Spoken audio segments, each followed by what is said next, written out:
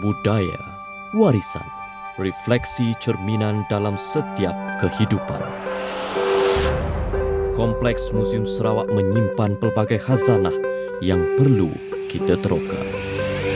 Apakah cerita dan rahsia yang belum terungkai di sebalik khazanah yang berharga ini?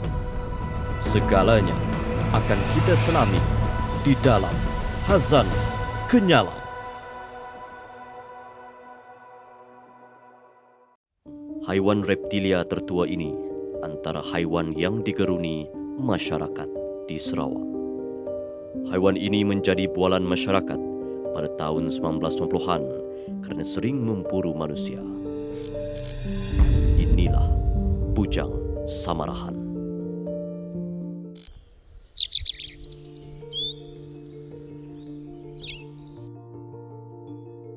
Muzium Sejarah Sumerjadi terkenal dengan flora dan fauna yang kaya. Koleksi muzium yang kaya ini memberi peluang kepada pengunjung untuk melihat sejarah Sumerjadi di Sarawak. Di sinilah kita dapat melihat buaya samarahan yang sentiasa menjadi bualan. Kalau mengikut apa yang saya dengar lah, mitos-mitos dari orang tua-tua, bujang senang ni kalau ikut nama dia berasal Lungun, kami panggil dia Lungun dari Sekerang. Suatu ketika dahulu Lungun ni seorang pahlawan yang memang betul-betul hebat lah. Dia banyak musuh yang terkorban dengan dia lah. Jadi bila macam ni kira orang nak malas dendam dengan dia. Tapi orang tak tahu sebab kalau tak salah ingat saya dia ni jenis yang memang kebal. Dia takluk dengan senjata. Jadi untuk balas dendam, satu-satunya ialah mereka tangkap isteri dia. Dia menurut mitos dia ada banyaklah mitos sebenarnya. Kalau yang pertama dia meninggal dan isteri dia dengan dia dicampakkan ke sungai. Ada juga mitos dia yang mengatakan yang dia belum mati lagi. Kucing, 2 ekor buaya berukuran 3 meter dan 2 meter ditangkap di sungai berdekatan Kampung Meranik, Kota Samarahan hari ini. Inilah berita yang kita dengar baru-baru ini mengenai reptilia ini. Bertambahan jumlah buaya yang berada di Sarawak juga agak merisaukan. Hal ini kerana ini akan mengganggu aktiviti seharian manusia. Kisah buaya ini telah lama dalam masyarakat Sarawak, malah mempunyai cerita rakyatnya tersendiri. Dia bujang senang ini, sebelum ini dia satu orang, and then dia satu hero, and then lepas tu dia menjelma sebagai buaya. Bujang senang ini dia makan banyak orang actually. Masa itu orang ramai mau pergi tangkap ini bujang senang kan. So dia orang cuba banyak kali tapi tidak dapat. Dia orang ada polis lah, ada yang bomo juga dia orang. And then lepas dia orang tangkap, saya punya bos pergi sana and then minta itu tengkorak dengan dia orang.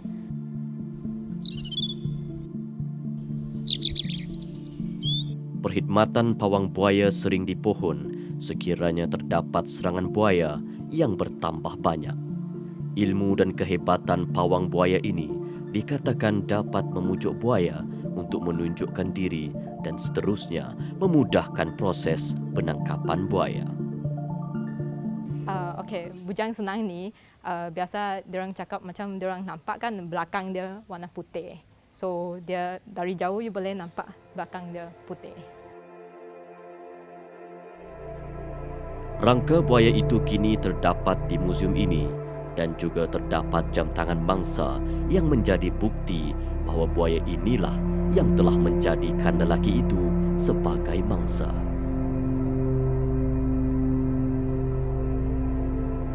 Kira-kira 2 dekad yang lalu, sang bujang senang ini telah menyerang dan membunuh seorang lelaki di Sungai Samarahan.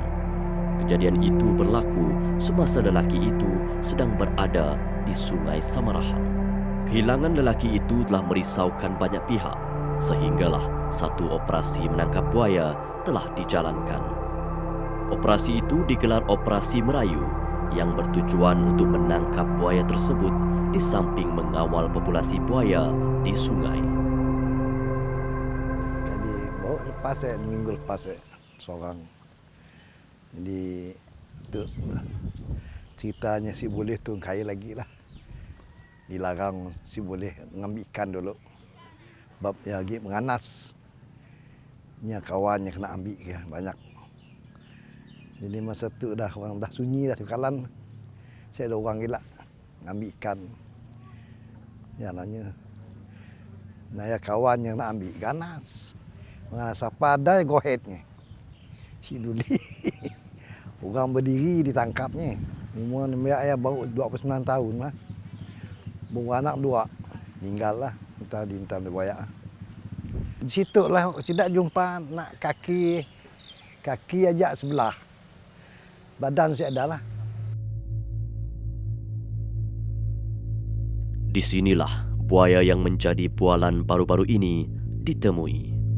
Selain itu, terdapat juga banyak berita berkaitan penangkapan buaya ini yang dijalankan oleh pakar. Terdapat juga pawang yang dipercayai dapat menangkap buaya ini di samping mengawal populasi buaya.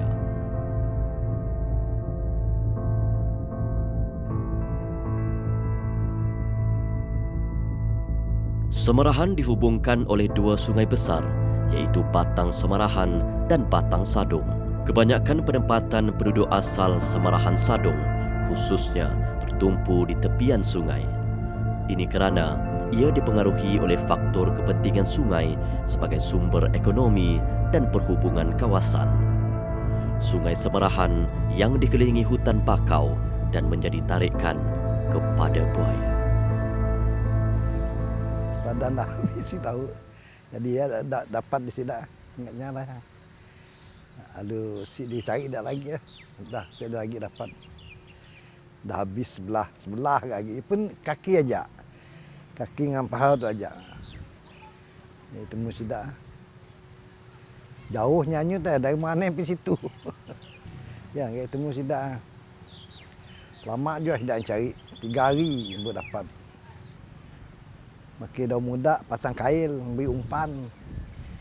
Orang tu situ mari ada. Mariknya lah, kedai lah. Nang tetap paginya masang. Saya angkat kedai tu tak ada masang lah. Ya, mendok nenek kau pulang lah dari kebun. Si ada lagi ugo lah. Dia tangkap di buaya. Masa mari banyak sampai 2-3 ekor. Oleh orang tua ya. Saya masang je tu. Pilih umpan manok lah. Nang umpan yang mesti lain manok.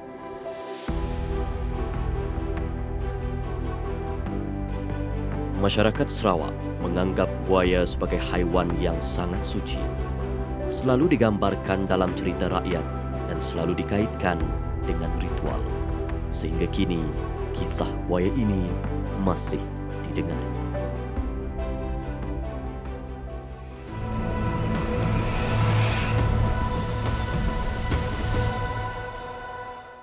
Pasu ini telah diperolehi dan dibeli oleh museum pada tahun 1959. Pasu ini dipercayai dibuat pada zaman dinasti Ming, iaitu sekitar kurun ke-15 sehingga kurun ke-16. Inilah pasu Fahwa.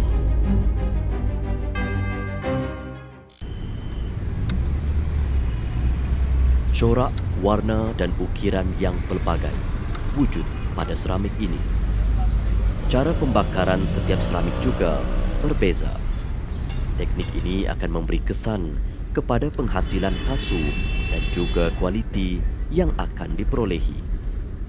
Porselen macam ni, dia dulu ya, cuma bangsawan ataupun golongan itu emperor yang membuat hantaran ataupun yang membuat nak menjalin hubungan diplomatik ya, dia akan menghadiahkan porselen yang mahal macam tu.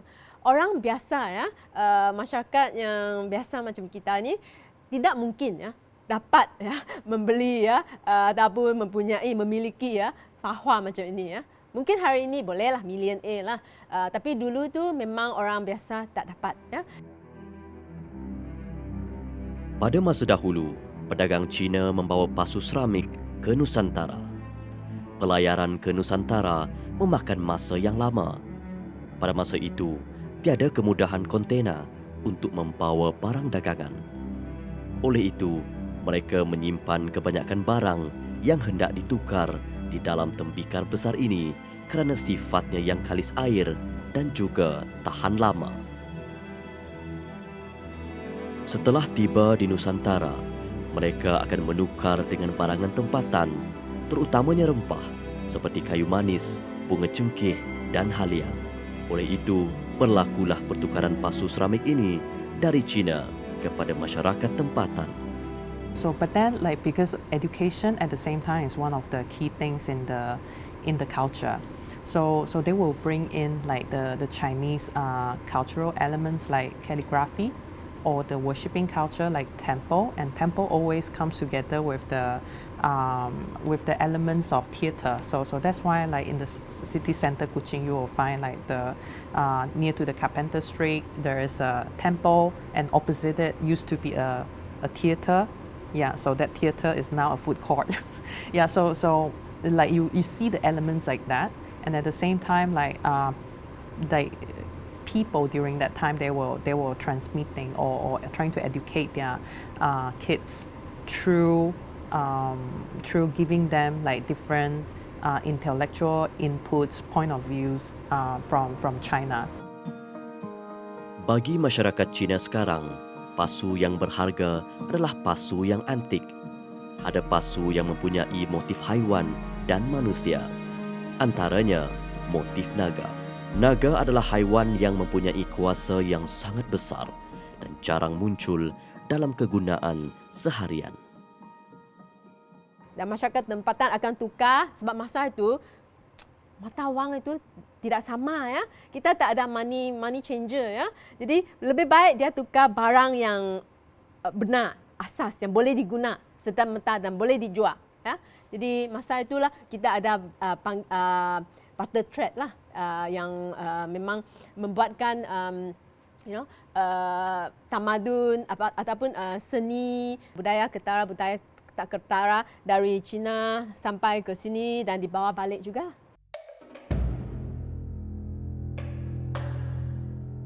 Di Sarawak secara umumnya, antara motif yang paling dihargai adalah motif naga. Naga memberi simbol kesuburan dan kekuatan. Terdapat kepercayaan bahawa naga berasal dari laut. Terdapat juga yang percaya bahawa naga berasal dari langit. Oleh itu, masyarakat dulu percaya bahawa naga boleh menurunkan hujan. Tarian naga dipercayai untuk tujuan ini. Sekiranya hujan tidak turun dalam tempoh yang lama, masyarakat Cina akan membuat upacara tarian naga. Tarian naga untuk memanggil, ya, hujan, ya. Kerana hujan itu akan membantu, ya, penanaman. Tapi juga ada sedikit macam adaptasi, ya, dengan kaum ataupun budaya di Sarawak sekarang lah. 8 keabadian di dalam masyarakat Cina adalah dewa atau dewi yang bertugas mengawal alam seperti angin, hujan, kesuburan anak-anak, kelangsungan hidup dan juga tanah. Motif ini mudah dilihat melalui seni tampak dalam kebanyakan rumah-rumah masyarakat Cina. 8 keabadian ini membawa maksud kejayaan. Di dalam tokong sekalipun, kita akan melihat kawasan luar tokong tersebut dihiasi dengan corak 8 keabadian ini. Pasu Fahua juga mempunyai motif ini. Like the Fahua ceramic porcelain, we want to present it to another party. So it has to represent our identity, maybe our identity as Chinese, and also it has to bring good meaning, right? So ad immortals means that these ad immortals guide the universe to make sure that everybody is in peace and harmony. I think the Chinese over here, like when it's come to the third, maybe fourth generation, even the second one, like a lot of them actually carry a point of view that is very refreshing for the modern Chinese contemporary art. Yeah, so you can find that like in different sector of art, in fact. Generasi demi generasi sudah berubah mengikut kepada peredaran zaman. Perspektif baru telah dihasilkan melalui kemodenan ini. Namun begitu, kesenian ini tidak dilupakan oleh masyarakat. Anda boleh melihat pasu Fahwa yang mempunyai motif 8 keabadian ini di Museum Sarawak. Sudah pasti, ini akan menjadi pengalaman baru bagi kita yang mencintai budaya warisan tempatan.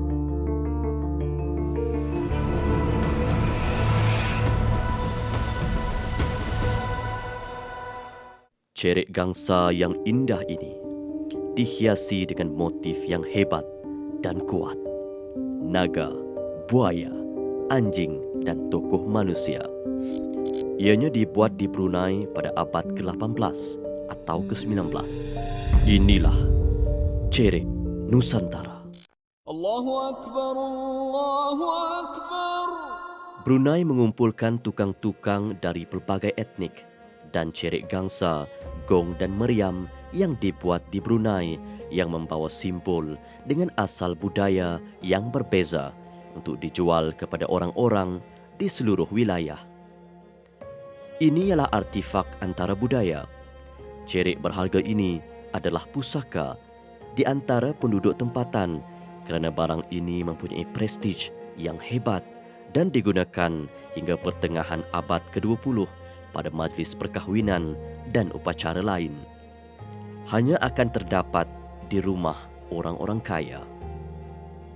Cerek gangsa ini seperti saya katakan tadi dibuat di Brunei pada abad ke-18 dan ke-19 kerana pada zaman itu banyak tukang-tukang gangsa, tukang-tukang besi berada di Brunei dan di situlah mereka menghasilkan pelbagai gangsa termasuklah cerek yang berasaskan daripada bahan gangsa dan juga meriam dan dijual kepada siapa-siapa di Kepulauan Borneo.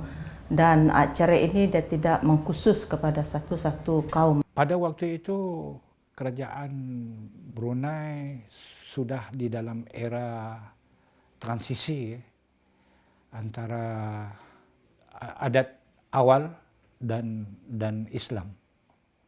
Maka apabila kerajaan Brunei ini diluaskan, maka tak ada orang yang akan mentadbir kerajaan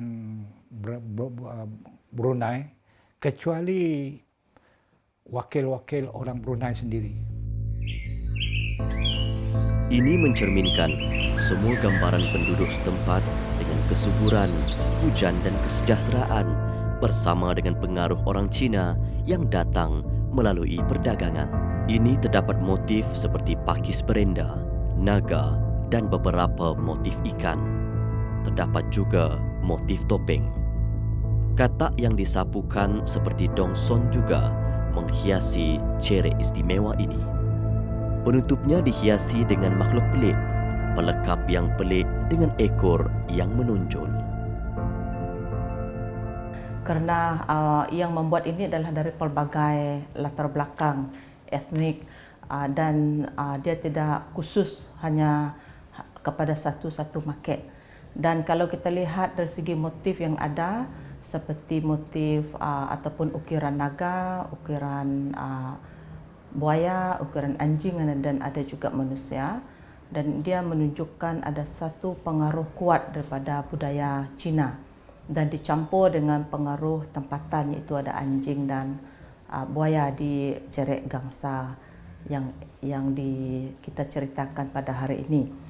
Cerek yang bernilai ini adalah satu cerek pusaka sesebuah keluarga dan merupakan satu item ataupun satu bahan yang mempunyai ataupun menunjukkan prestij seseorang, menunjukkan kekayaan dan kekuasaan seseorang, dan dia hanya digunakan pada masa-masa tertentu yang maksudnya macam ada dalam majlis perkahwinan ataupun majlis kesyukuran, dan masa itulah dia akan dipamerkan sebagai satu tanda kekayaan kepada tetamu-tetamu yang datang. Disebabkan kerajaan Islam itu sudah meluas pengaruhnya, maka adat-adat Melayu Brunei itu perlahan-lahan meresap ke dalam adat keseluruhan Sarawak, termasuk orang Melanau. Cerek ini digunakan bukan untuk memanaskan atau menyiapkan minuman, tetapi digunakan untuk mencuci tangan dalam sesuatu upacara. Ia juga digunakan sebagai tempat menyimpan duit, selain daripada sesuatu yang harus dimiliki dan boleh diperdagangkan untuk mendapat wang. Cerek Nusantara bukanlah nama khas kepada cerek ini. Cerek gangsa ini diperolehi daripada penjajahan Belanda di Kepulauan Nusantara. Kepulauan Nusantara ini merujuk kepada satu kawasan yang sangat luas, bermula daripada Sumatera hingga ke Australia, iaitu merangkumi Sumatera termasuklah Kepulauan Borneo sehingga ke Papua, tetapi tidak termasuk Filipina. Ada juga mereka merujuk kepada Nusantara ini merujuk kepada nama alternatif kepada Kepulauan Indonesia. Dan masa penjajahan Belanda, banyak bahan budaya daripada Nusantara dibawa balik ke Belanda dan disimpan di satu museum di Def. Nama kota itu Def dan nama museum itu Museum Nusantara, sempena barang-barang daripada Kepulauan Nusantara disimpan di Belanda. Adalah amat perlu untuk rekaan motif pada cerek ini dikaji dengan lebih mendalam, kerana dengan kajian yang lebih mendalam inilah akan lebih banyak misteri terungkai.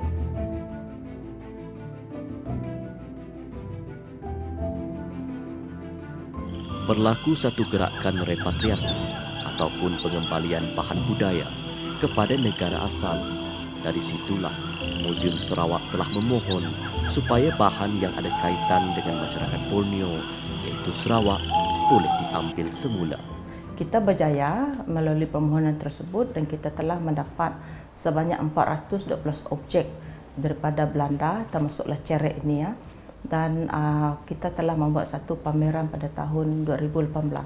Repatriasi ini atau pengembalian ini berlaku pada November 2017. Dan itulah nama cerek ini dinamakan sebagai cerek Nusantara kerana dia berasal daripada Nusantara. Namun begitu, ia tidak digunakan sebegitu pada zaman dahulu. Ia digunakan untuk mencuci tangan tetamu yang pergi ke rumah yang mengadakan jamuan ataupun mengadakan satu perayaan. Majlis perkahwinan contohnya. Jadi, tetamu yang hadir akan mencuci tangan menggunakan air daripada cerek ini. Dan dalam masa yang sama adalah untuk menunjukkan kekayaan keluarga tersebut. Itu salah satu fungsi dia. Dan satu lagi adalah seperti biasa adalah untuk menunjukkan orang itu adalah pemimpin. Kerana cerek gangsa ni biasanya dijual kepada pemimpin. Macam zaman dulu ada penghulu. Jadi dia dijual. Hanya orang yang macam penghulu itu saja yang ada duit masa itu, jadi dia beli. Inilah antara koleksi penting dalam simpanan Museum Sarawak yang akan dibuka kepada umum tidak lama lagi. Sudah pasti banyak pihak sedang tertunggu-tunggu berbagai koleksi ini dan selamat datang ke Museum Sarawak. Oleh itu, cerek ini digunakan untuk membuat satu pertukaran bagi membuat satu barang yang lain. Pendek kata, cerek seperti ini adalah objek antara budaya. Inilah yang dijadikan sebagai bahan pusaka masyarakat Sarawak.